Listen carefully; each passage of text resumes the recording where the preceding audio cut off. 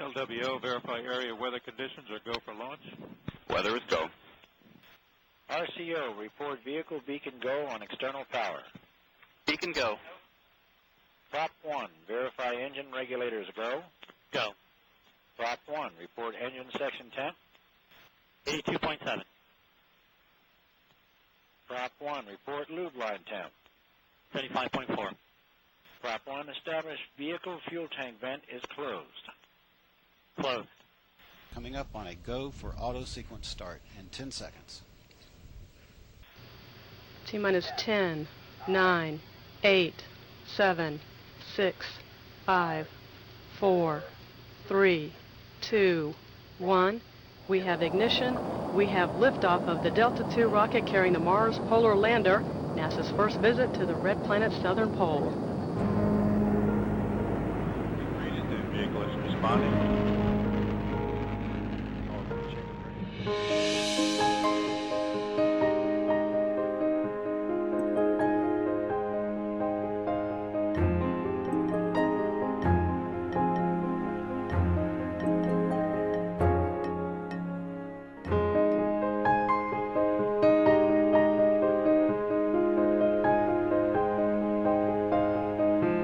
I'm very happy that some of the people I know have contributed so much to my life and supporting me. And people are beautiful, and I believe that about some people don't appear to be beautiful. I think that once you get to know a person, you discover so much that you didn't know, and which you might never have known but for something to trigger it.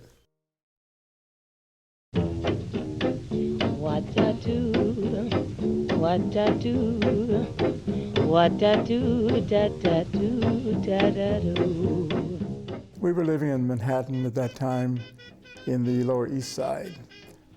And at that time of history, the east side of Manhattan was a melting pot. The people there all had one thing in common. They were new to the area and they were poor, these people that I lived with at that time. My mother had come up from Jamaica having these 3 children. We lived in this area. And my earliest recollection was in grade school, in kindergarten. The people, there were people from every country you could think of. And what was so amazing was that these kids spoke good English, but their parents spoke no English. But in that period of history, the parents said to the kids, you learn English and the world is yours. And for most of the white kids, that was true. There was a small percent of blacks in this particular PS 99. So it was very mixed, very mixed. And so the kids had only one common language. There were maybe 10 languages in my kindergarten, but we all spoke one language because no one had a compatriot to talk to, so we all spoke English, and very well. People wanted to be American. They just had this desire to be American. Here were all these people coming from all these countries, and one of the things that the schools tried to teach was, what's it like to be in America? I can still remember a little thing we sang in kindergarten. I can still remember the song. And the words were, I won't try to sing it, but the words were, for example, who was the postman? We had this thing we sang. The postman with his heavy bag walked and walked all day. And if he brings a letter, thank you, sir, I say. And if he brings no letter, I thank him anyway. And that was one of the songs we sang. And they had similar songs like that to describe various pieces of the American world and try to build respect for these various people who serve the society. That kind of ditty today would be so irrelevant and so out of it. But then it was what you heard and it was very acceptable. Come we go down, come we go down, come we go down to Kingston Market. Come we go down, come we go down, down to Kingston Market. At about 4th grade, we made this trip back to Jamaica, and my schooling suddenly changed from being leisurely to learning algebra and trigonometry and all those subjects at age 8 and 9 in the West Indies. The British system, Jamaica was a British colony, and the British system was based on a graduation at 14 years old.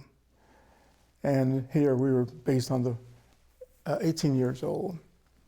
And the way the British took care of educating the people who really wanted it, at about 14, when you finished the free public schooling, the automatic free public schooling, you could take a set of exams called the Cambridge exams. And if you did well if this 14-year-old did well in those Cambridge exams, there would be schooling. Somehow it would turn out that that child got schooling. They had a lot to cover by the time the kid got to 14. On returning here, I could coast for a number of years because I'd had a lot of the stuff while I was in Jamaica for about a year and a half. I was put into the grade I had been in, 4th. And it took me a little while to demonstrate to them that I've been there and done that, so I got moved up a little bit. So my real recollections of schooling and my early life, schooling was a big part of my life then.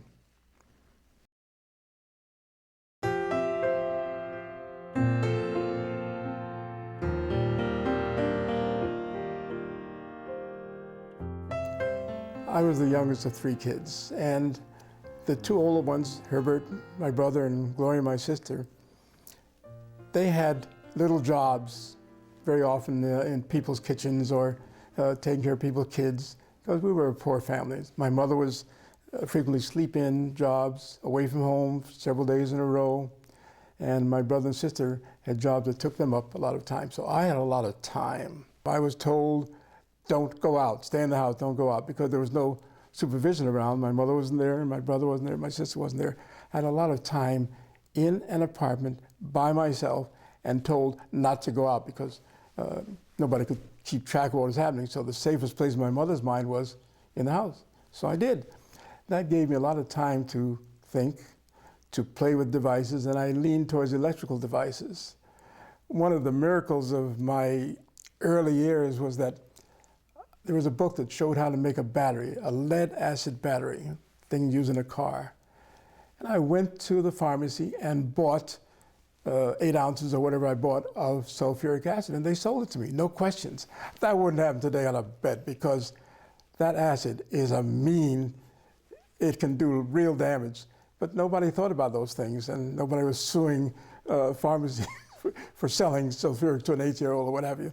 So I went home and made these things. I made a battery from scratch, found lead plates, and used the acid and mixed it with water, and didn't hurt myself.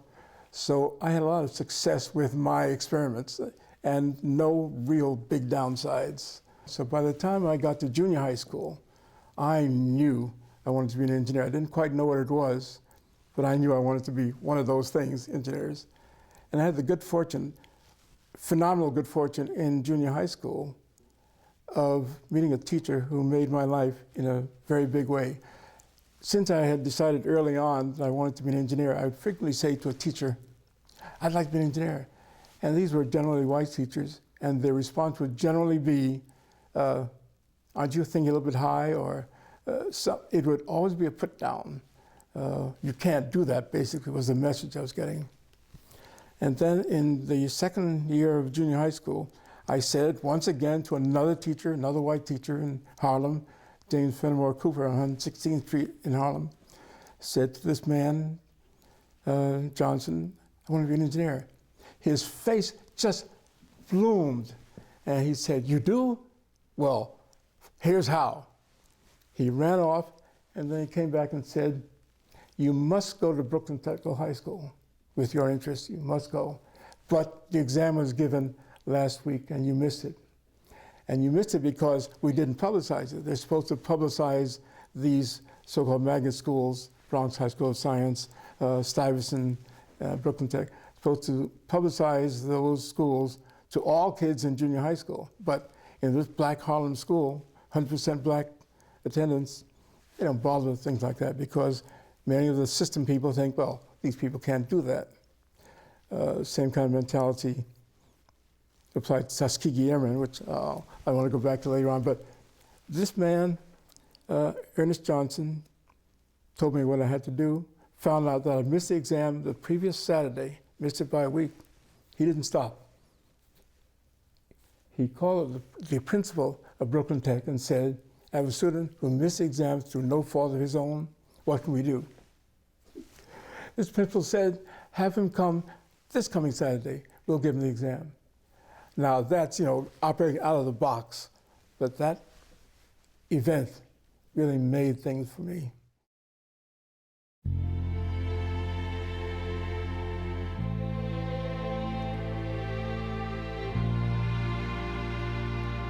I had the good fortune of getting into Brooklyn Tech against all odds, against the odds that the system would steer me to work in the subway or something like that, or sweep the streets. And that was a major turning point in my life. It was an incredible experience in that you competed to go to the school. You competed along certain lines. You competed in tests related to physical learning about the physical world, which is the technical high school. So you had this school, nice physical plant, expensive physical plant, because these things that they were going to teach in that school covered areas you don't cover. I was doing forging, metal forging, acetylene welding, those kinds of things in that high school.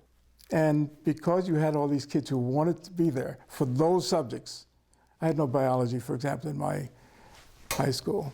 It was all on the physical sciences. So these kids who wanted to do that were there, and they fought to get there. So you had these motivated 6,000 kids in this one building. You had these motivated kids, and you had these motivated teachers because they loved teaching to people who loved what they were teaching. So you had this wonderful synergy between the two groups. The teachers who were happy to be there because they had no discipline problems at all.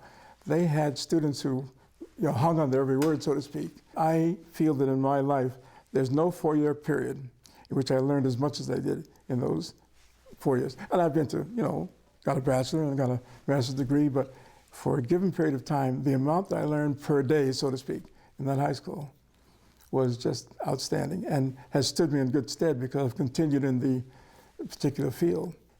Every day, I noticed something new in the physical world I didn't realize before, and it's always such fun. I find this world so fascinating, and I can't say why others didn't. I know that for many of the blacks who didn't go to Brooklyn Tech, they didn't go there because they too weren't encouraged to do so in New York City school system. The number of teachers who discouraged me in one way or the other, I think many of them thought they were protecting me.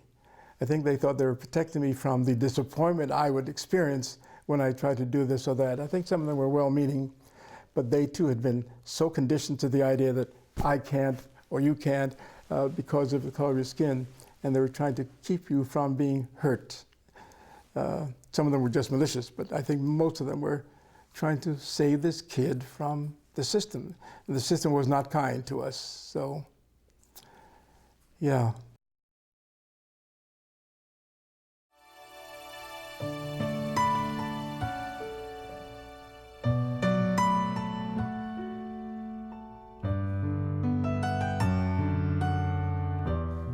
I think I'm a crazy optimist, and I mean that literally. I think that I'm definitely the half-full glass person. I meet lots of people who are so pessimistic. I always felt I could. When I graduated high school, I ultimately went into the Navy, and I got a lot of discouragement in applying. I was told to my face that, no, you niggers were stewards in the Navy, which in fact the steward service in the Navy is criminal. The Navy, aboard a ship, you had these wardrooms and you had these officers' quarters, and the people who served, the valets, the servants to those upper echelon people in the Navy rank system, they were black in white coats aboard ship. And so even though I was told when I applied for this electronic technician training, again, the technology, when I applied for this electronic technician training, I was told, no, you can't be So I wrote a letter to the chief recruiter, New York region, U.S. Navy, and got back a letter saying, we're terribly sorry about that incident you had. If you'll come on this date and time, you'll take the exam, and if you pass it, you'll go. Now, and I went, and I passed it, and I went in. One of the realities there is there was change going on towards the end of after the end of the Second World War, the major part of it. President Truman made remarks about we need to change the discrimination system in our military. I don't think he did much about it, but he set a tone, a new kind of thinking, which hadn't been from people at that level before. And after Truman spoke, the Secretary of the Navy, Forrestal, he also made statements about we got to change things in the Navy. Well, they weren't changing a lot, but this man who got my letter, the chief recruiter in the New York area, probably heard some of these words about we're going to do things a little bit different. And he wrote this very apologetic letter. I'm sure that 5 years before, that would not have happened, because some of those words being said by a man in Truman's status, the president and Secretary of the Navy, those words hadn't been said yet. My brother, who's 5 years older than I am, Herbert, he was in a segregated army, no ifs, ands, or buts. And there was all this problem of people believing that we blacks couldn't do this and couldn't do that. And I mentioned earlier the Tuskegee Airmen, that setting up of that training, aircraft pilot training program was mainly to prove that we couldn't do it. But we could with the training, and as many people don't know, that 99th Squadron Tuskegee Airmen, they were feared, literally feared by the Germans. It's a fact that a German squadron would come up to attack our bombers. They'd see it's the 99th Squadron, they'd go back home. This group, this 99th Airmen, Tuskegee Airmen group, fighter pilots, never lost a bomber. Their job was to escort the bombers to the target. And, you lose them. You take that for granted. But this squadron, this 99th, they never. So we can certainly do it, even though much of the system thought we couldn't. And about my continuing despite these obstacles, I just am optimistic about things. I'm just an optimist. And it's still today. I'll try things that people won't.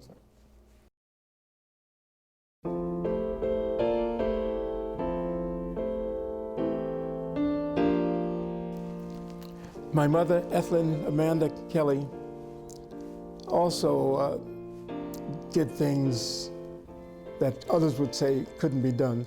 She was different from her group, her siblings. She just had a different view of things. Part of it, I think, might have come from the fact that her father, Thomas Davis, sent her, and only her, to a finishing school. In the British world, the concept of a finishing school, where one learns manners and all the other things besides the education, she was sent to a finishing school. And there she adopted, for one thing, proper language. Now, the street corner Jamaican has an accent which comes from France and from England, and call it patois and all these other names, but there's a distinct flavor to a Jamaican and different from a Trinidadian and so on. And my mother spoke like neither from Trinidad or from Jamaica. She chose the proper English. And that sort of separated her from her family, and that was okay with her. When she built a house in Kingston, none of her family, her other siblings had a house of that level. So she just fought, she really worked hard. She fought to be forward-going. And again, I say, despite her life, she never had any sort of high income position. She did menial sorts of things, but she knew how to make things work. Now, she lost her husband, my father, in 1929. I was 18 months when he died. So here was Ethelyn Amanda Kelly, my mother with 3 kids, one 18 months old, and the others about 3 and 5, around there, and no husband in New York City. And she managed somehow to keep it together. She was a very proud woman. We frequently did not eat because she was too proud to go on welfare, to make that public admission that she couldn't do it herself. So she would rather let us starve a little bit than go before the whole world and say, I need your help. And that has not endeared me to her. I think it was a bad choice. I think it would be better to let us eat and swallow her pride a bit. But she was a very proud woman. And because she was a very proud woman, she said from the get-go, you kids will go to college. She had no idea how it was going to happen, and she certainly never contributed any money or anything to make it happen. But we grew up with those words in our ears at all points. You're going to go to college, and we all did. And of course, I started to go to City College, New York, when I graduated high school in 1946. But I found it hard to go to school, buy books, keep myself together, because at that point I was living in a rooming house. I'd left my mother's home because I found it very difficult to live with her. And so in this rooming house situation, feeding myself, buying books, I found I couldn't do it. I started City College in February of 1946. And by April of 46, I decided I had to do something else. That's how I got into the Navy. You pass that test called the Eddy test after one of the Navy electronics people passes the Eddy test. It guaranteed you a year of schooling, 5 days a week, 8 hours a day, a year of schooling to become an electronics technician. It was a lot to learn. And that was attractive to me. So I got a super deal. I got an education technology. I got a guarantee to have money to choose my college and go. I ended up going to Brooklyn Polytech, a private engineering school, engineering and science school in Brooklyn, downtown Brooklyn at the time. It was one of those subway schools. You took the subway to the school in the day, you went to school in an office building, and you went home at night. There's no campus, no dormitories. It was strictly the stuff, learning the stuff. It was good, though.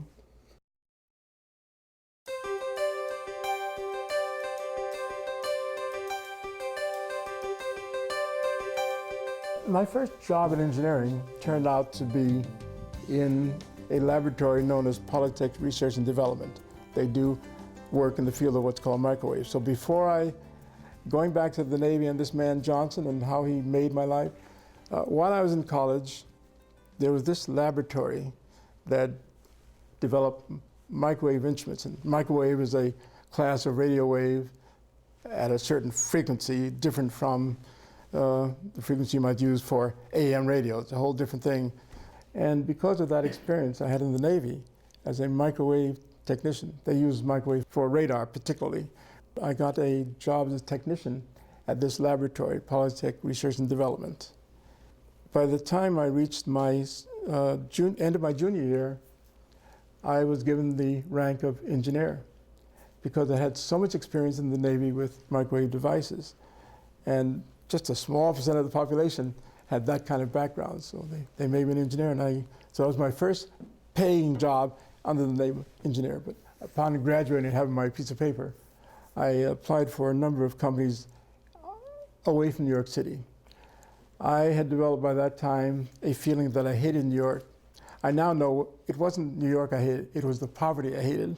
And I didn't have the money to enjoy New York or to really know New York. So I applied for jobs only in the West Coast, and I got 6 offers and took the one from Hughes because their description was best in terms of what would I be doing. And that was very satisfying. I worked for them for 9 years, and my first stint, worked elsewhere, and went back there and had another 9-year stint at Hughes. In the 50s, late 50s, early 60s, I had a lot of contact with high school students. And at that time, I was just beginning my own career. My first as an engineer job was in 1953 with Hughes Aircraft Company. And there were a number of us in Los Angeles, Jay Edmonds, A number of us, Jay was one of my classmates at Brooklyn Tech, and we graduated together. The 6 of us graduated together out of Brooklyn Tech in 1946. And here was Jay living in Los Angeles, and I'm living in Los Angeles. I hadn't seen Jay from the time we graduated to 1953 when I ran into him at Hughes.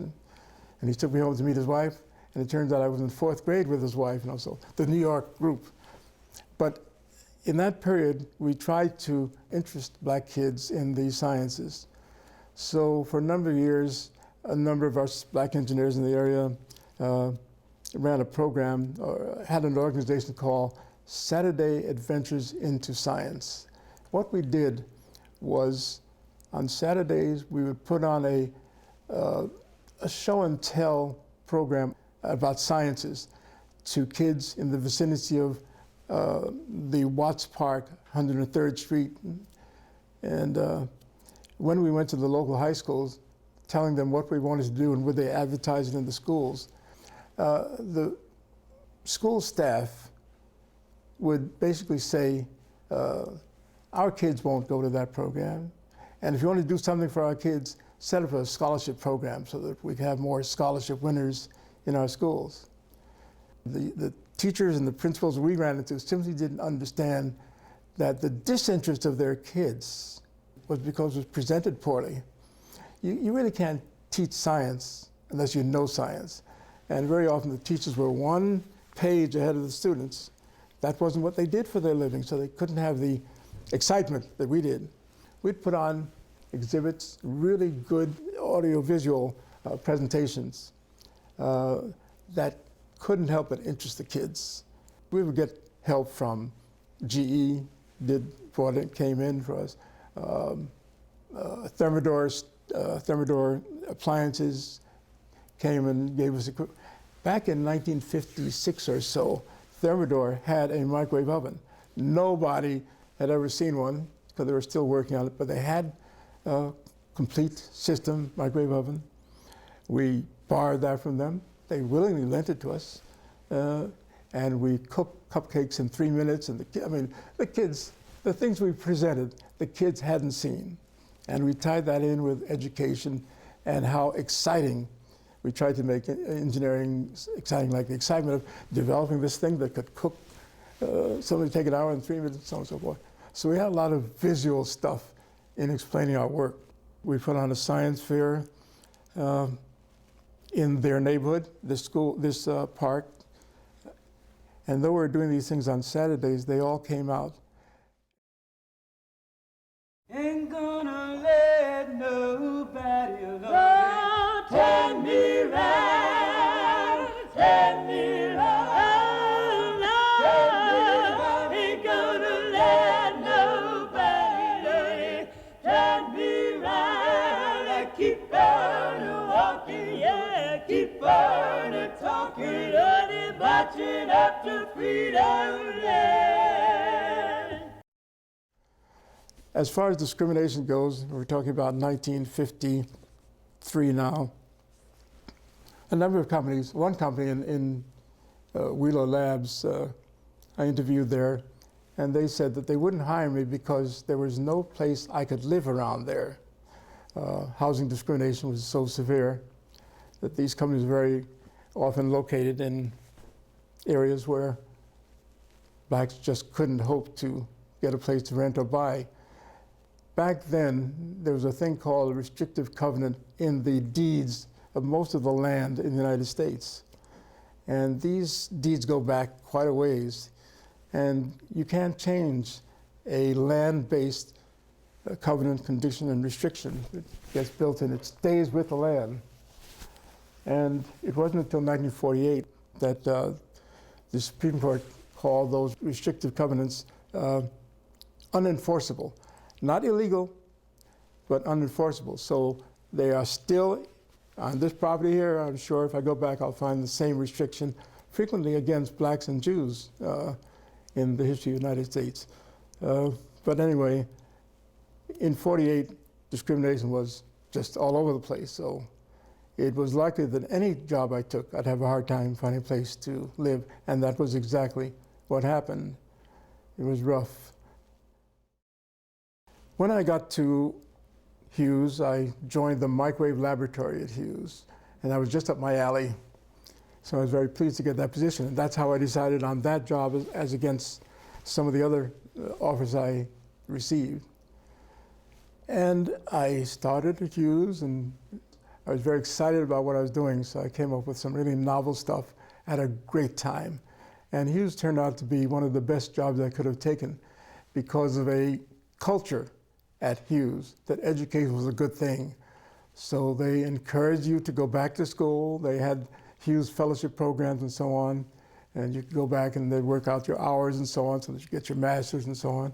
So I got my master's from the Hughes Fellowship Program, Master's Fellowship. I was there for a number of years and had good relations with my friends there.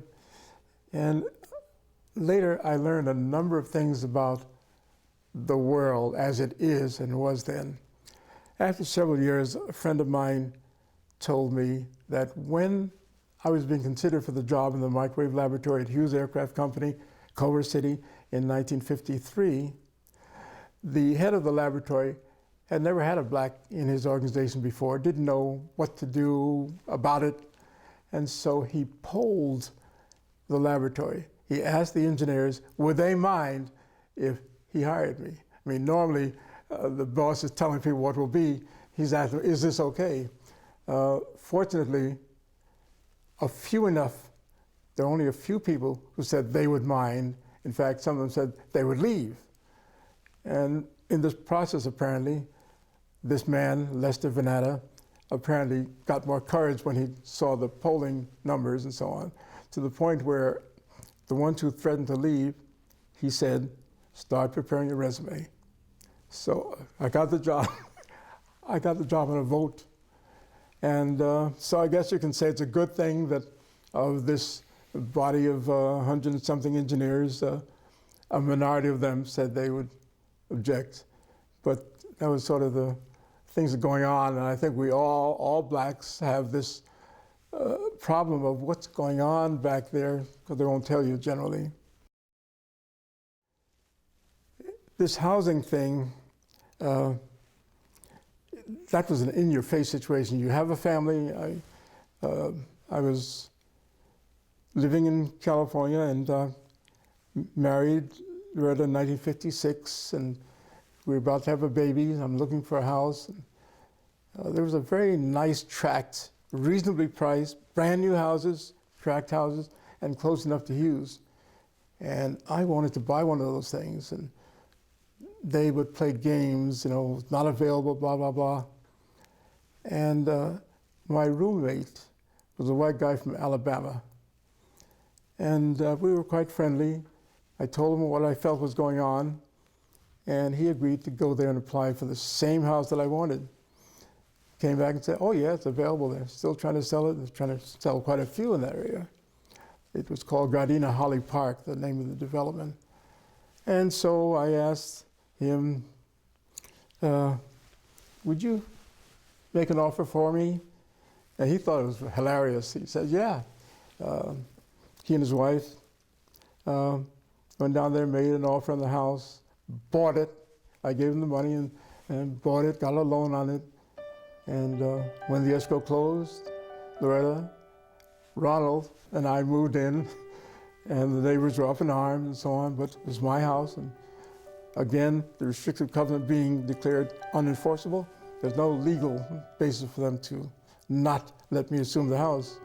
Even the lender, I just kept making the payments, and he never tried to foreclose on the loan or anything like that. But that experience launched me into another great part of my life. Great in the sense where it took up a lot of energy, but it was a pretty shitty situation. The housing discrimination thing, I began joining groups. There was one in Gardena.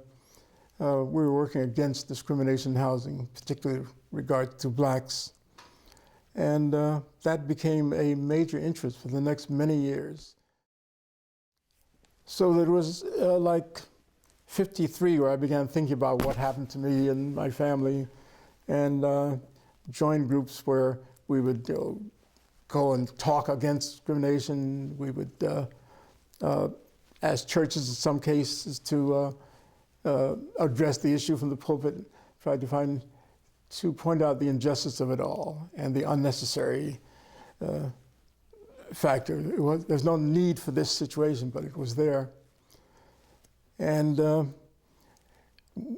this group, Loretta and some of the other neighbors and so on, continued to talk out against this discrimination that we knew, that we had proof was going on. We bought that house in 1957. And when I took another job in the valley this time, far away from where I was living, took another job with a small company called Rantec, tried to buy a house, same kinds of problems.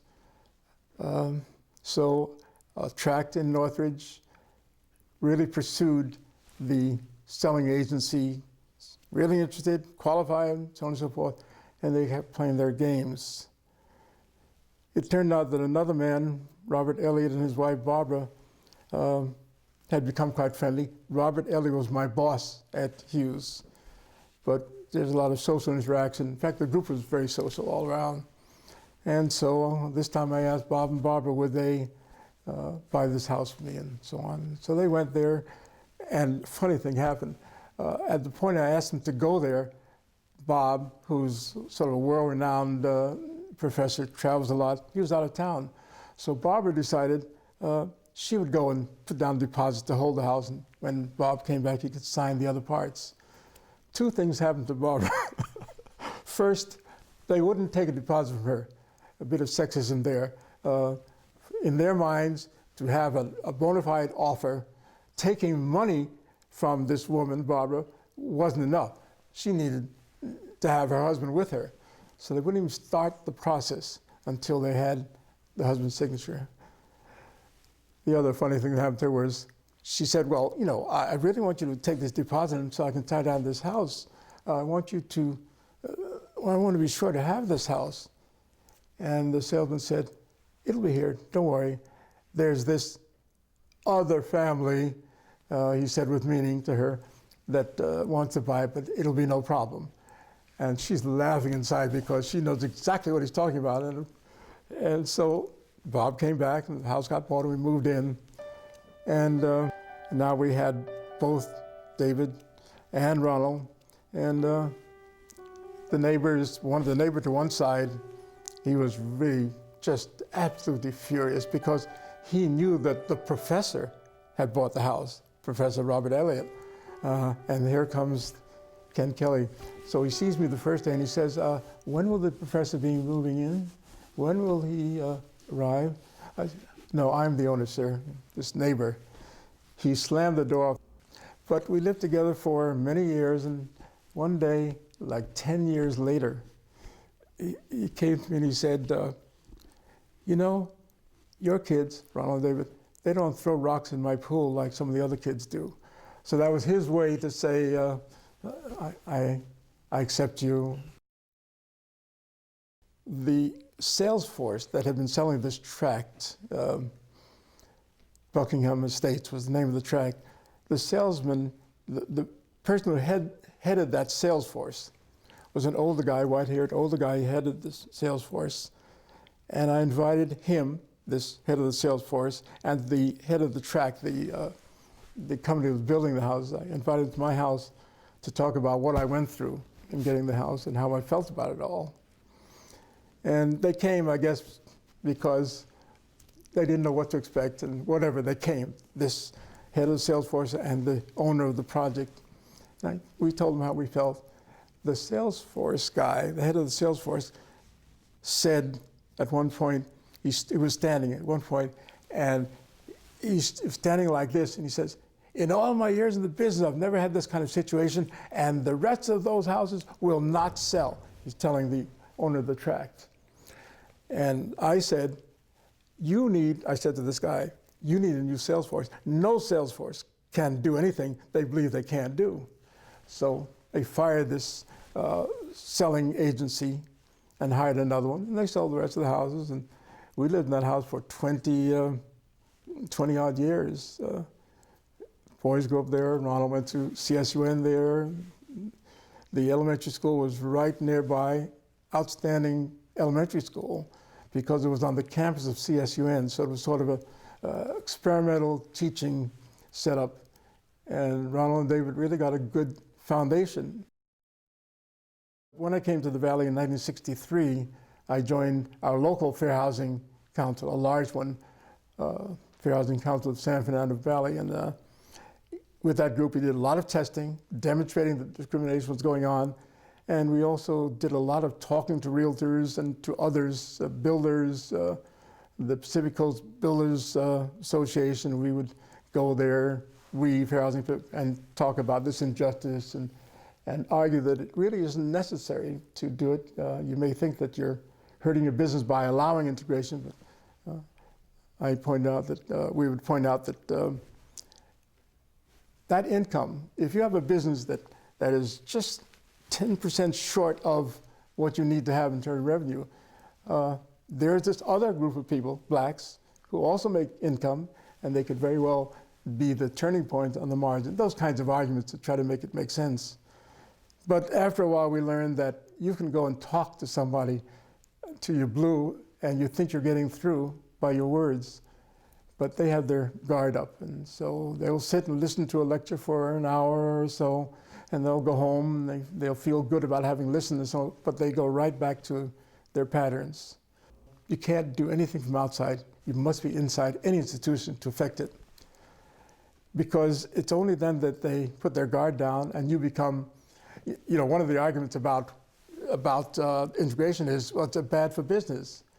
But when I got my first job in the Valley, in this White Valley, the instructor for Century 21 said something to the effect, well, you can go out there, but you won't get any business. Again, that's his perception. In that Century 21, my first Century 21, I became the top broker, top commission. And I just went out, again, this business about your attitude. That guy may have felt I wouldn't get any business. I knew I would. I mean, I had no experience to prove it. But beliefs make such a difference in one's life. I knew that I could sell real estate, and I did. And it's only the belief that made it possible.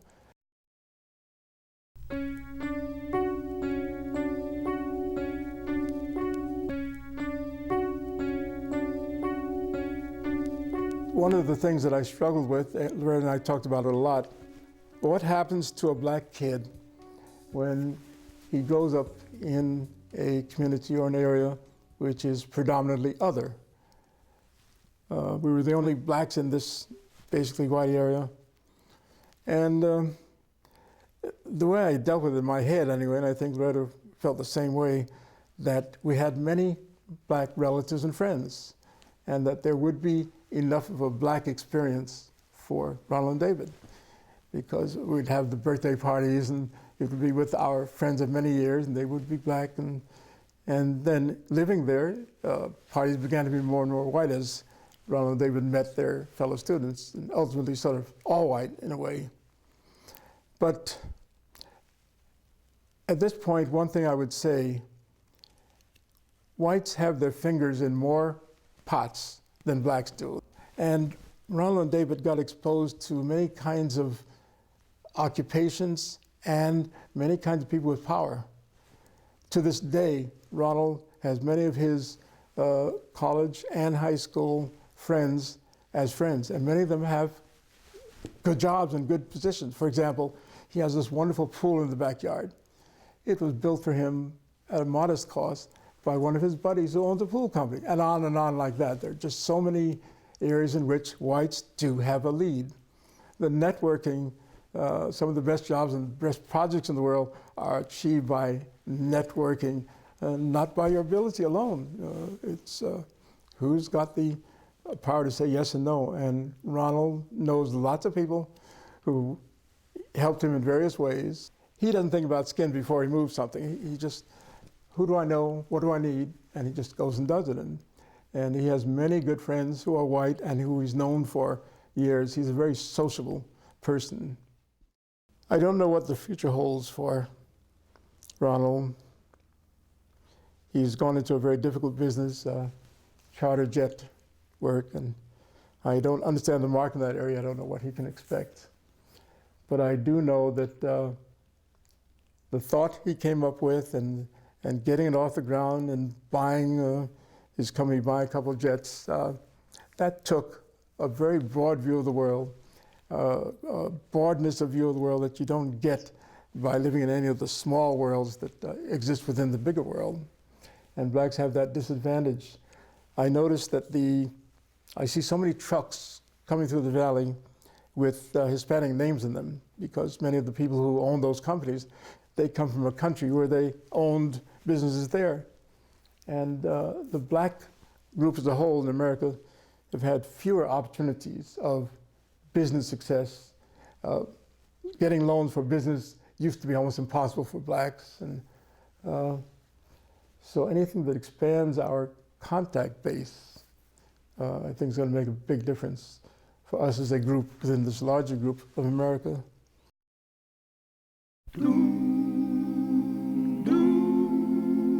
I too sing America. I am the darker brother. They send me to eat in the kitchen when company comes, but I laugh and eat well and grow strong. Tomorrow I'll be at the table when company comes. Nobody'll dare say to me, eat in the kitchen then.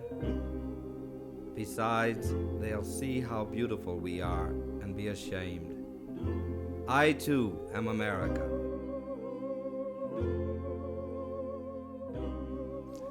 The business of knowing one's history is one thing. Being constrained by that history is another thing, and that's what I think. I think that one can know the history, but not have their life limited. Too many people know the history, it is my contact, they know the history and are affected by the fair element of knowing it. Well, this happened, so I'm not going to try this, and that happened.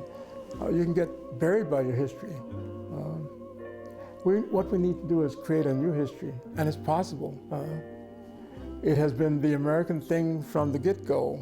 People came from Europe in one set of circumstances and came here and blossomed into another new and better circumstance, so that we can say that people can come out of adversity and go forward, I really believe.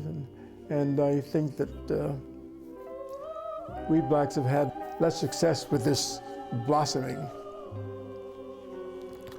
The whites who came here had no systematic walling them off from growth and certain opportunities. At the time of the building of America, we were positively walled off and so identifiable. You know, one of the funny things about the black experience in America is when America got off its feet, they needed labor, needed desperately, and they tried getting labor by getting whites out of jail in Europe and all the other things. And people were poor, came to get an opportunity here, and they would take on indentured service. And the trouble with them was that they were white and they could disappear, and they did. And our problem was that we couldn't disappear, and that fact was taken advantage of to a fairly well. So, yeah, we have a terrible, real history of defeat, horrible conditions, death, rapes. I mean, it's a hell of a history, the history of blacks in this country. But I don't think knowing it is that valuable unless it encourages you to do more, to beat it somehow. And I think we can. I think it's happening now. I think Martin Luther King's really outstanding campaign opened lots of doors, and many of the kids today don't know that the doors had to be opened. So I'm optimistic that in the long run, we will really become part of the American scene. Interesting thing about Martin Luther King's work, in my view, by looking at the statistics, the group that was most helped by Martin Luther King is the white female. And most white females don't know that. But once the Congress began to think in terms of minorities, it became minorities and women. And there are women CEOs, there are women pilots today who don't know they wouldn't have had that job had it not been for Martin Luther King. So suddenly, white women not having the black skin, it's no contest that the effect for women, many of the things that Martin Luther King was fighting against are still there. It's a whole nother world for women. Is not a whole nother world for blacks yet, but I think it can get there. I think if there's more contact between the ones who have been successful in what they're doing and the ones who are maybe a couple steps down the ladder, there needs to be more contact. And it's hard to do because, ironically, the more successful a black is in a certain area, the more a black CEO of a big corporation now has fewer opportunities. The job demands so much of that person, fewer opportunities to hobnob with and educate persons who haven't come that far. Let's say take a head of a Norton antivirus, and take a head of some of those companies, and if the rest of us can know more about the existence of these people, very often you see an article in the paper saying that this black person has for the first time attained this. We got to get rid of that first time. Like when I was in the Navy, some said that I was the first technician. I have since met others, blacks, that nobody knew about. I think of Drew, Dr. Drew. He discovered uses of blood plasma that made a huge difference in the outcome for wounded in the Second World War. And one of the games I love to play is somehow ask this person, that person, who caused this new statistics on injury deaths and so on and so forth. Whites and blacks alike don't know. And there's so much of that kind of thing out there where blacks are just doing it. They're not parading or blowing any whistles. They're just doing it. And because they're just doing it, we don't know they're there. So I think that what we as a group have to do is work very hard to make these things known. And it's difficult because we don't control the media. Bottom line is, I think groups of us ought to get together and do PR basically and make ourselves and our country more aware. There are these books that, for example, that list all the inventions, many of them doing the automobile, that were blacks, but who knows it? And I think we have to do somehow get it more out there.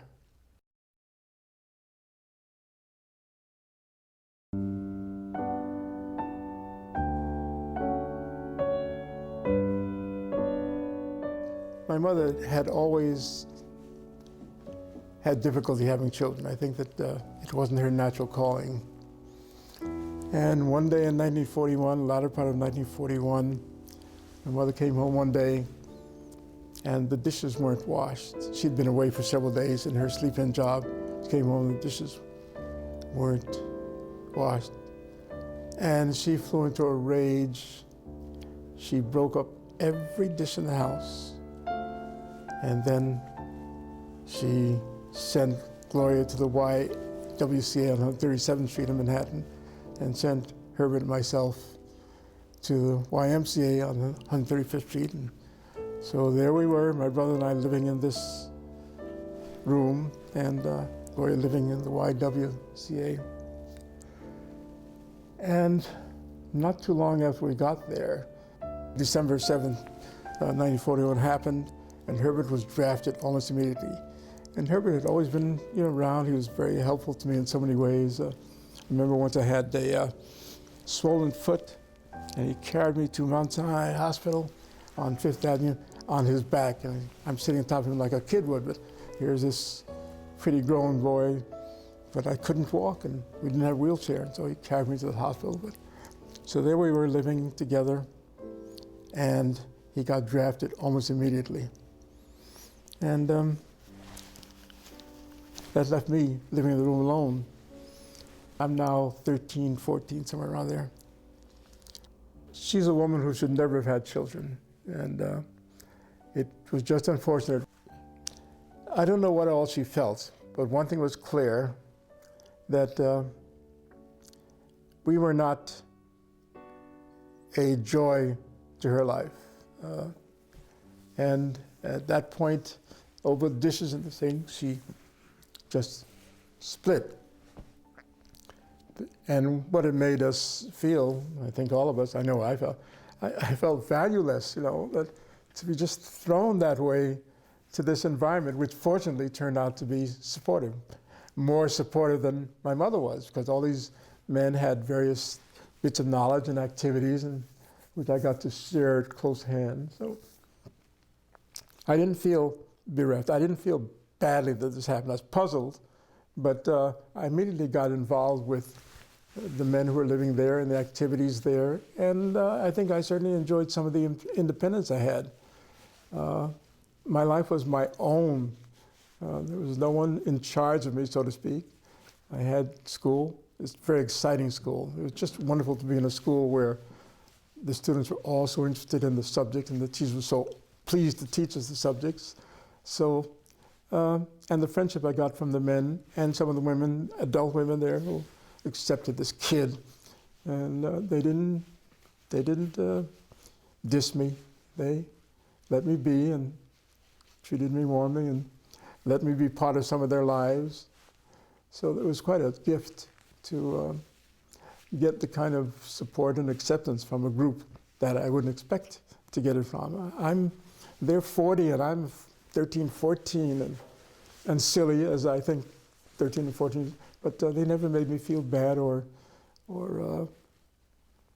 they just accepted me. I think they smiled a lot. A lot happened that was pleasing, despite all the other stuff that you might think of. In that high school period, I had a girlfriend who was beautiful and friendly, and her parents, her mother, again, another single parent, had 3 girls. And so that was a nice piece of my daily life in that period.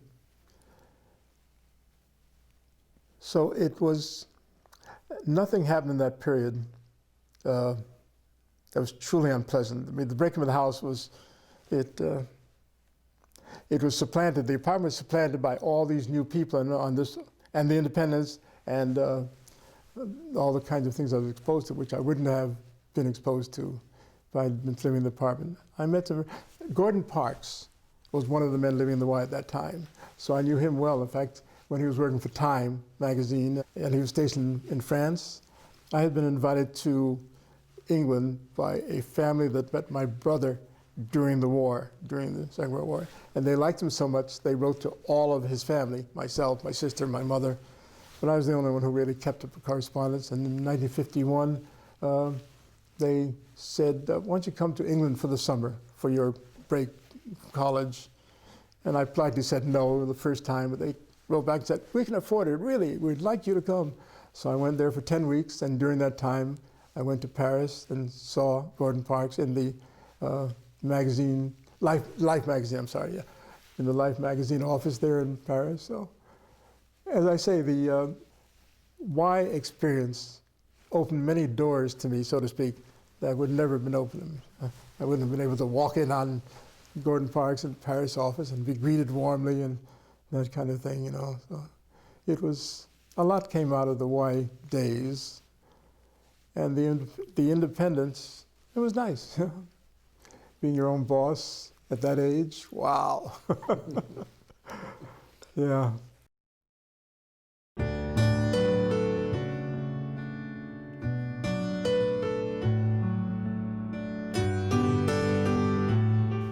In 1951, a mutual friend introduced me to this young woman by the name of Gloria White, and I was really attracted to her. Our relationship grew, and we became each other's steady. We even planned our wedding date over a year before we actually got married. And we did lots of things together. She was in Brooklyn College and I was at Brooklyn Polytech, both students. And we decided that when I graduated in June of 1953, we would get married in June 10th of 53. So we did get married, and Gloria was the only daughter of a woman by the name of White, and we call her Mom White, was what we call her. And Mom White had this only daughter, and she was living in a brownstone with her daughter's aunt, her sister, and the sister's husband. So here were these three people, Mom White and Unky, we call her, the uncle, and Charlotta was the aunt. And they were very approving of our relationship. Had a nice wedding and took off to see the family in Georgia. And on our way back to New York, I was starting up this highway, and the truck was coming down. I never knew what happened exactly until years later I figured out what happened. The truck jackknifed, but I didn't know that, and none of the people looking at the accident and so on ever mentioned it. So I, for years, didn't know exactly what happened. All I know is that I was going down this road, no car ahead of me, and this truck on the other line coming this way, and the next thing I know, the car.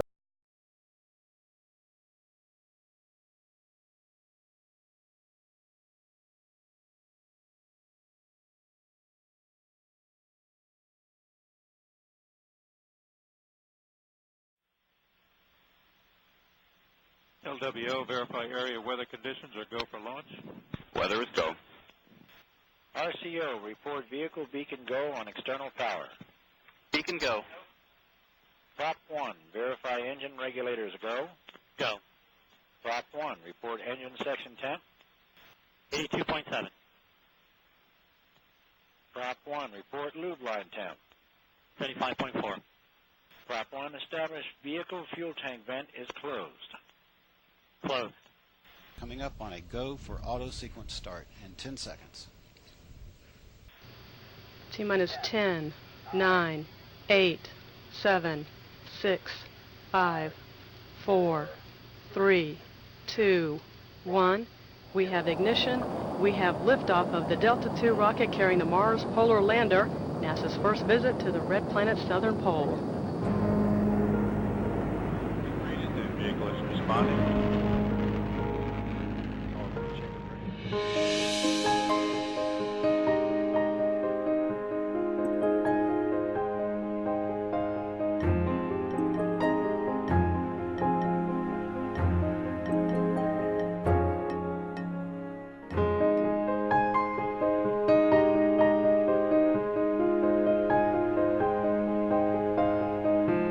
I'm very happy that some of the people I know have contributed so much to my life and supporting me. And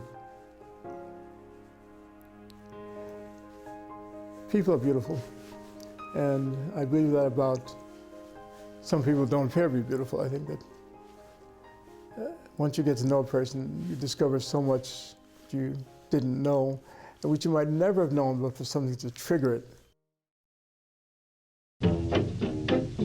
What I do, what I do, what I do, da da do, da da do. We were living in Manhattan at that time in the Lower East Side. And at that time of history, the east side of Manhattan was a melting pot. The people there all had one thing in common. They were new to the area and they were poor, these people that I lived with at that time. My mother had come up from Jamaica having these 3 children, and we lived in this area. And my earliest recollection was in grade school, in kindergarten. The people, there were people from every country you could think of. And what was so amazing was that these kids spoke good English, but their parents spoke no English. But in that period of history, the parents said to the kids, "You learn English and the world is yours." And for most of the white kids, that was true.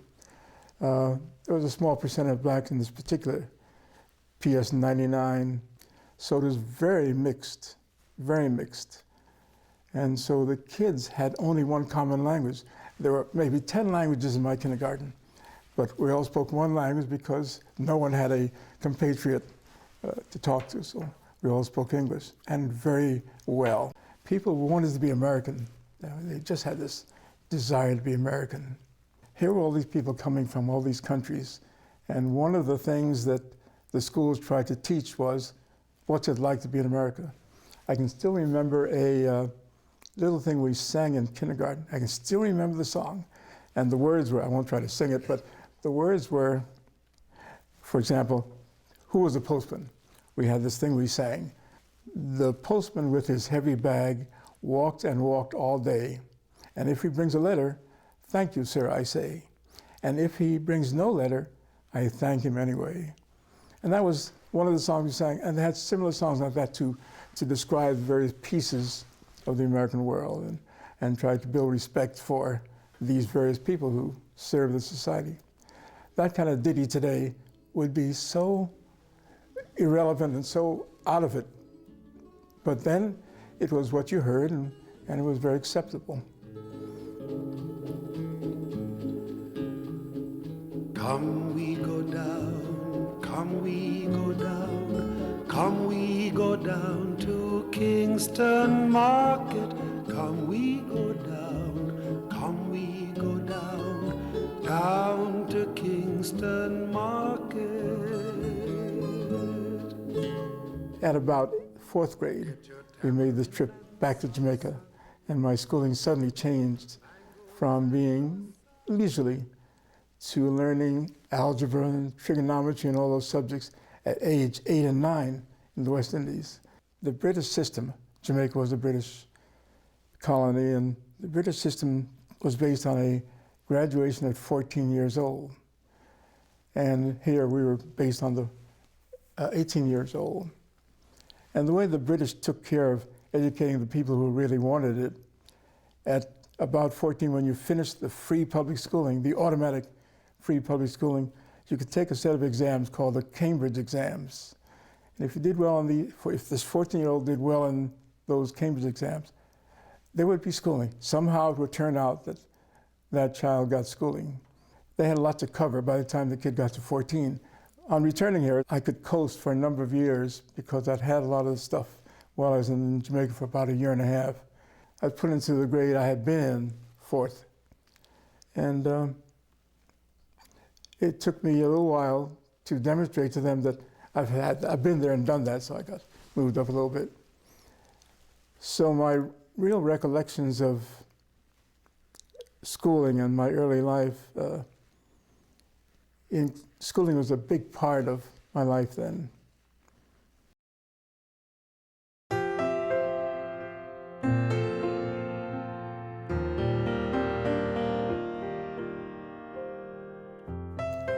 I was the youngest of 3 kids, and the 2 older ones, Herbert, my brother, and Gloria, my sister, they had little jobs, very often in people's kitchens or taking care of people's kids, because we were a poor family. My mother was frequently sleep-in jobs, away from home several days in a row, and my brother and sister had jobs that took them up a lot of time. So I had a lot of time. I was told, don't go out, stay in the house, don't go out, because there was no supervision around. My mother wasn't there, my brother wasn't there, my sister wasn't there.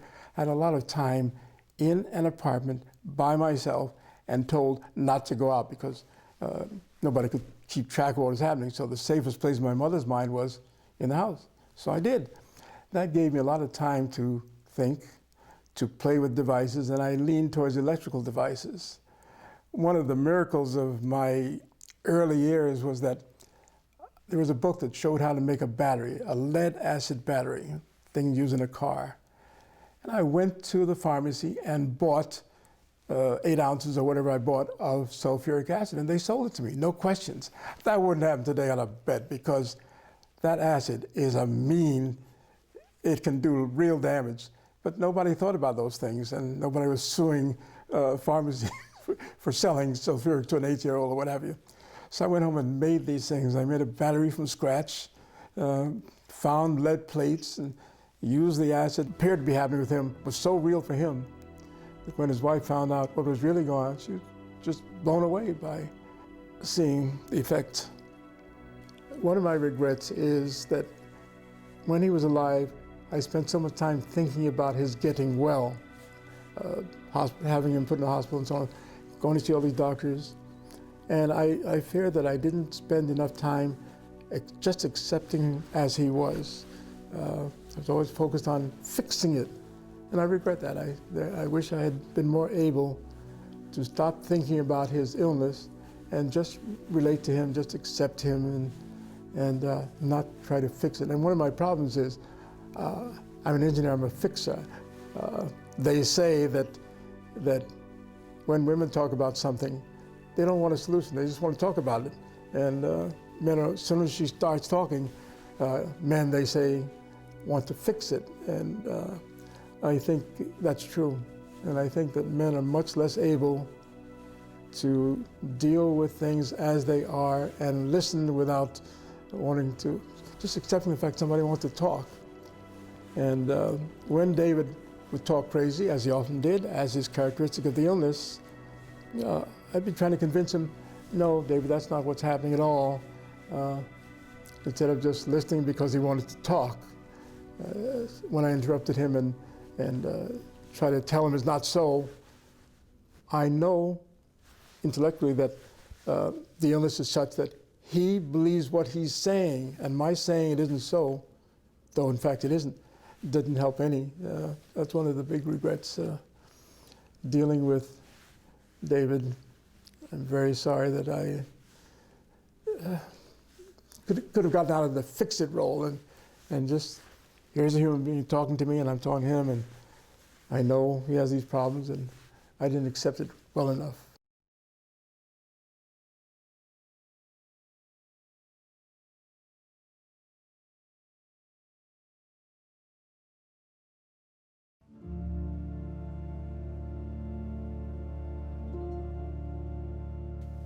In the way of the most intimate part of personal life, marriage and dissolution of marriage, I wish that didn't happen. A part of me regrets very much that things evolved that way. But it's something that happens to people. And you look back on it and you think about how did it happen, and it happens in so many little ways and finally has this huge effect. And I think, gee, if I'd been able to deal with some of those little ways that things were happening, it might have been different. I would like to have been married 50 years, 60 years. I go to those celebrations, and I think it's very nice when people can work at things well enough, long enough, to not have these huge disruptions that occur. For Ron and David, our divorce, rather than mine, was a surprise to them because we didn't fight in the house. They were surprised, genuinely surprised, but we were a couple that didn't talk much, and there was very little evidence of the turmoil going underneath.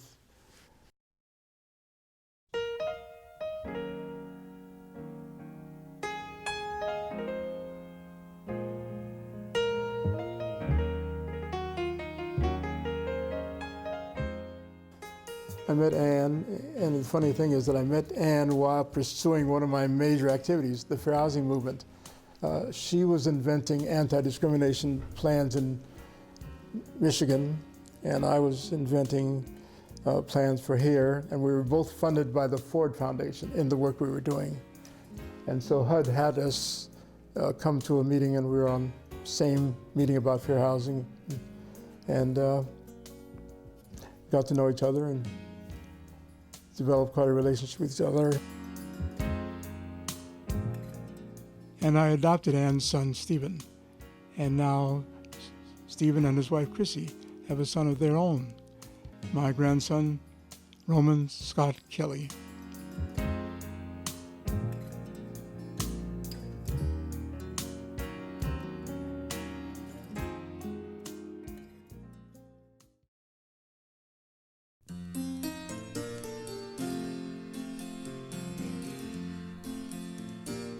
In my engineering career, the several positions I had before at other companies ended up working for JPL directly. In other positions, I'd made components for JPL, but as a contractor on the outside. But finally, I ended up there, and I was thinking about retirement. I was getting up to the point where I'd be retiring, and JPL turned out to be my last job, and it turned out to be a fascinating one. The robots that we send to other planets, they're subjected to extreme environments that are very much unlike Earth here. For example, if you have something rotating here, you put some oil on the bearing and it works fine. In space, where there's no air and so on, that lubricant that we think of here can become granular and not be a lubricant at all, just freeze things. So there's so many things to be designed anew, but my part was the communication. It has always been, my work has really always been around two things, radar systems and communication systems. And at JPL, when they send a robot to some distant place, they need a microwave link. They need an antenna that will send energy back to Earth with the data imposed on the wave signal, much like the TV picture is transmitted on a microwave frequency and gets turned into a picture. Well, we do the same thing there. And the other problem is we have to send commands to it. So the antennas have to achieve certain functions so that each time they make a different shape or kind of robot, they need a different kind of antenna link, and that was my field there. So that on several of the vehicles, I have an antenna doing something or the other. Doing one of those robots can take 5 years from the time it's defined what it needs to be and getting it done. And in that time, they have to do those devices in space-like conditions, except it's not space. For example, the sun radiation when you're out at some of these other planets is quite different than it is here in intensity and then the vacuum that's out there. So they have to have chambers, some of them very impressive at JPL, where they simulate those outside conditions and test things because you don't get to fix it. So in that sense, the work was most difficult of all the things I've done in the sense that there are factors you have to consider that you never thought of considering. I mean, you want to lubricate something, put some oil on it. But boy, it's a different world out there. And since these projects often take something like 5 and sometimes more years to do, the connection with the people working on it is very special, very special. And sometimes you win, and sometimes you lose. Sometimes it gets there, and we've lost the number of vehicles for one reason and another. And sometimes it gets there, and like the Mars exploration rovers that are there now and operating, I worked on that one, and they both landed, and they both operated longer than we ever expected. Right now, JPL has the Cassini probe up at Saturn, and it has a 4-year mission of taking data on various aspects of Saturn, its moons, its atmosphere, et cetera, and it took 7 years to get there. The Cassini probe, 7 years to get there, no human intervention, nobody can fix anything, and then when it gets there after 7 years, it has a 4-year assignment of data, so it has to work for 11 years to be considered a success. And it takes so much to figure out about how do we make it do that, what safeguards you have to put in, what design details. So JPL has been the most interesting of the companies I've worked for. A lot of the earlier work had to do with munitions, fighter aircraft, radar systems, and so on, microwave-guided missiles, a lot of work on that. Hughes Aircraft, which was my first engineering job as a full degree engineer, they developed the Falcon missile. And there was an attitude at Hughes that was different from other companies. It had always been in the war games thing, the idea was to shoot at a plane and get as close as you could and have it blow up, and then shrapnel may or may not take it down. And Hughes came along with when there were only 17,000 people then, they went to 90,000 before it was all over, but when it was 17,000, some of the engineers said, no, we're not going to get close to an aircraft and blow up anything. We're going to hit it to kill. It's a new concept that at these great distances, you could actually hit a craft.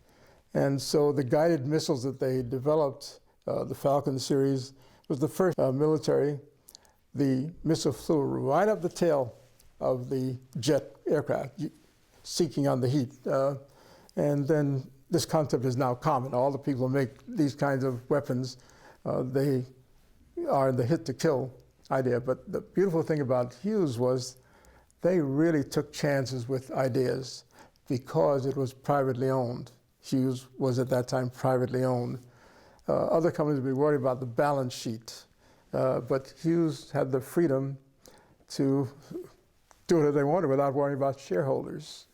Shareholders have a huge effect on how companies run, unfortunately, because they're only interested in money. But in my career in engineering, the early days had to do with munitions. Then the next I got into the business of the space race. When we were planning to do the Apollo missions, man to the moon, the company I worked for, Rantec, was the subcontractor to a company called Collins Radio in Richardson, Texas. And we had to build a system of large antennas. 9 were sprinkled around the world, so to speak, and 3 of them were the major ones at 3 places, so that we would always be in touch with an Apollo flight. The Earth is turning, and the Apollo is going over here, but every few hours, a different antenna can see it, and the others can't see it. So we had to build a system of several antennas, and that was one of the first space-related jobs I had for communications.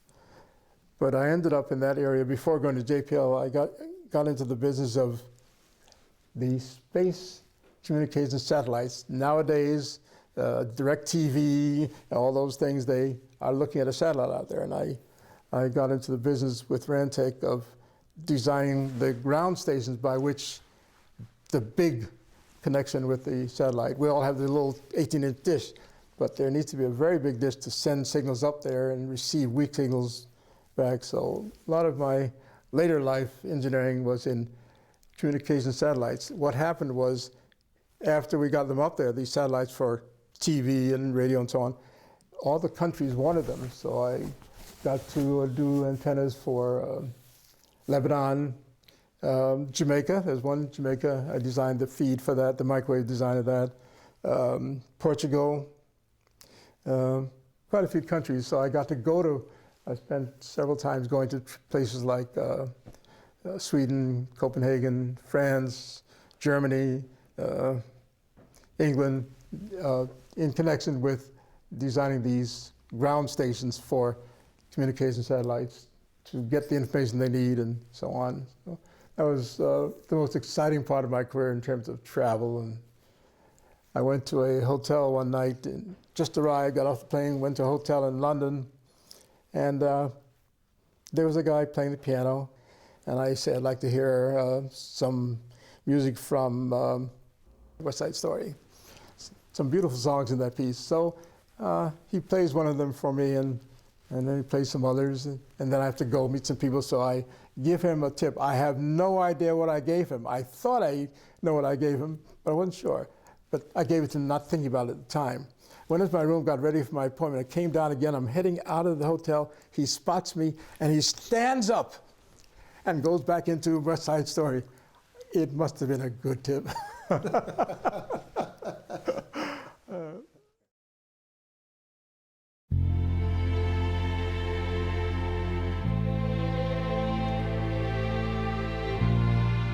When Christopher was first born, I looked at him in wonder. There was something very special about the next generation. In fact, one day I was there just drinking Christopher in with my eyes, and Ronald said, with a little bit of exasperation, "Talk to him."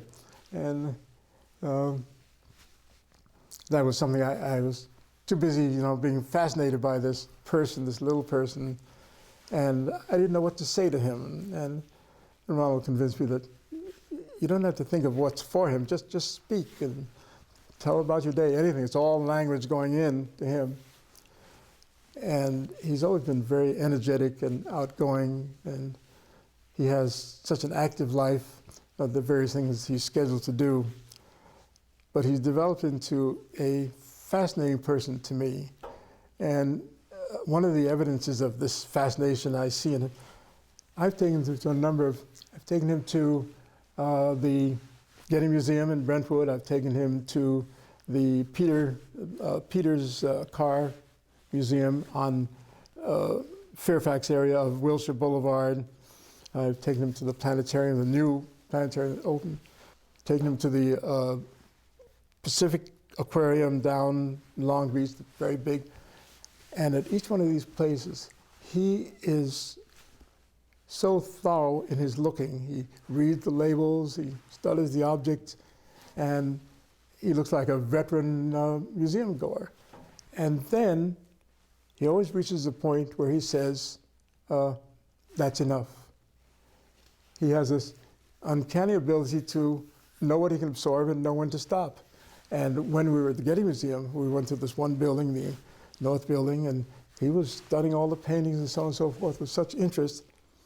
And then he said, basically, that's enough for today. We'll come again. We'll come again and see some of the other buildings. So he really wakes me. And then he's in these little plays at school. But it's such fun to watch him grow. And this maturity he has when we go to museums and such, it just blew me away. I didn't expect that kind of thing.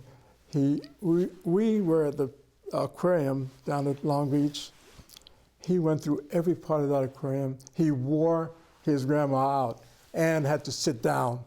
And he's still going, like the Energizer Bunny, he's still going through different areas and looking at things with such intelligent look on his face.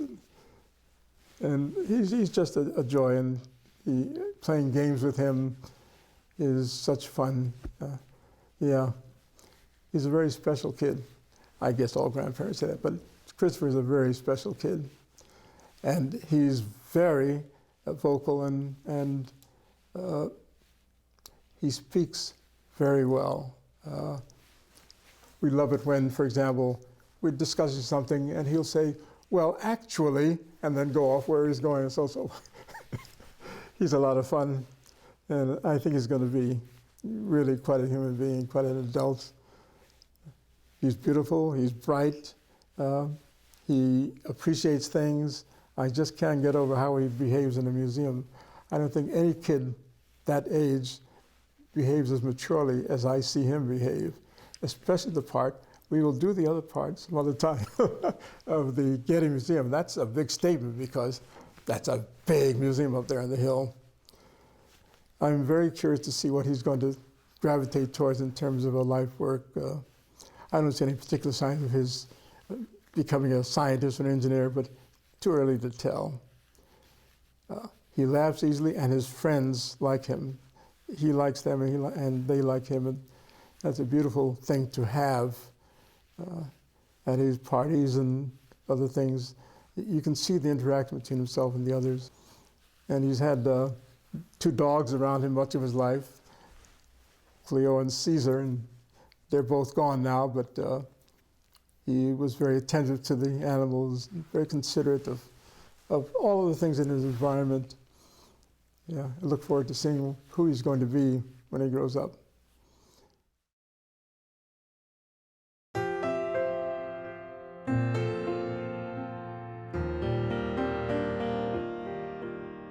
I would say to Christopher that life begins to be good when you look for the good, that in any situation there's usually some bad and some good, and look for the good, contribute wherever you can to your own health and to the health of those around you. Share learning and get learning. Share learning and get learning. Discovery is a wonderful activity, and learning is discovery. And giving depends on what the situation is, but there's always need. There's always joy, there's always sorrow to be dealt with, but there's always need. So I would say to Christopher, learn to give and learn to learn and be upbeat. There's always a downside. Look for the good side, I would say. Yeah. And I think Chris will have a good life. He has a good head. Yeah. So, go, Christopher.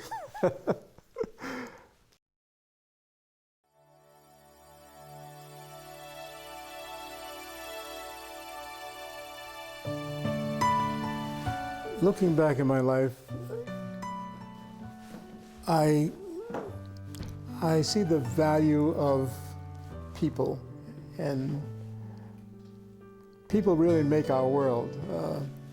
And the newspapers, sort of, their nature is to report the bad, but there have been so many wonderful things that have happened to me, and terrible things, and surviving the terrible things has, in my case, been help from people who want to lift you up.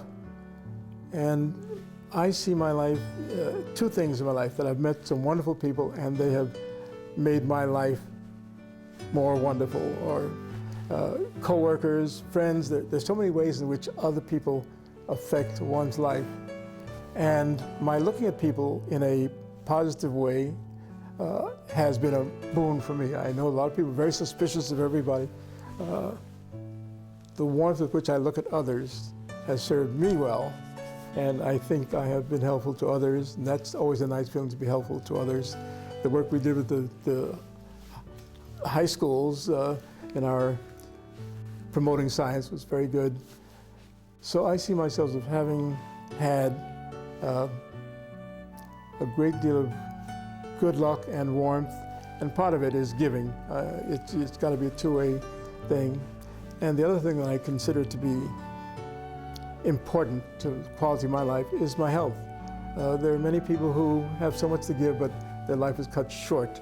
And I feel wonderful at this age, and a lot of my friends have died, so I feel I've been granted longevity, good health, a lot of wonderful people that I've known, and a lot of things I've been able to give to others.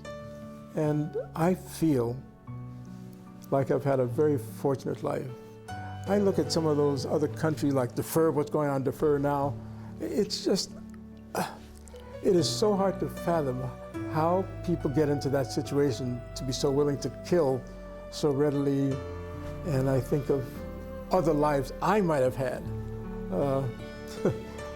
I think that I've been very fortunate, and I feel good about that good fortune, and sad about some of the stuff that's going on, but I don't know how to fix it.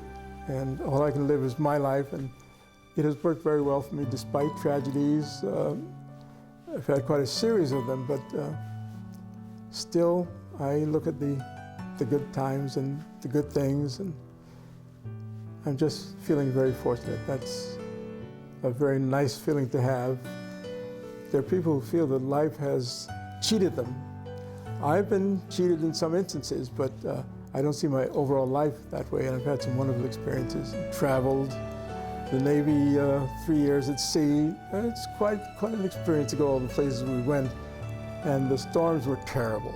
I never got over getting seasick, but the nice thing was that eventually the storm would go away and I'd feel fine, and I'm looking always for the storm going away, whatever storm it is. Yeah. But to have had Ronald and David was a beautiful experience. I remember when David came home from the hospital, you know, there was so much hope there, never dreaming what would happen. But David, despite his later illness, he had some good years too. So I've had good luck.